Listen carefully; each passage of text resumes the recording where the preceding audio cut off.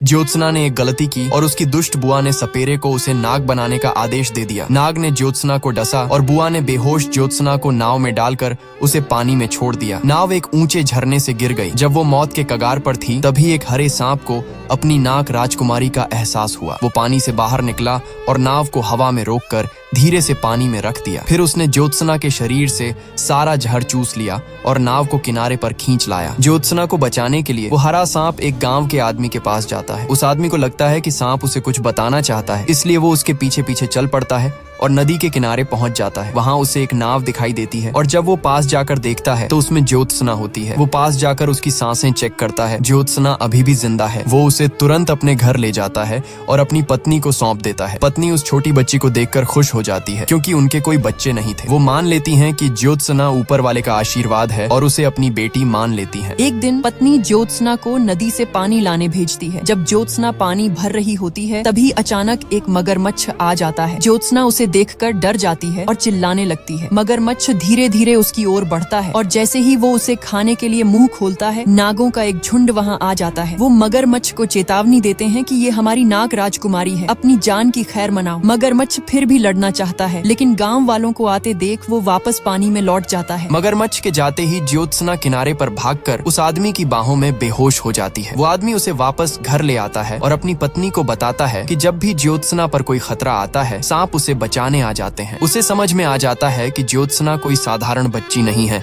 इसलिए अब वो एक बड़ा फैसला करने का सोचता है। आगे क्या हुआ जानने के लिए कमेंट में लिखो नेक्स्ट पार्ट।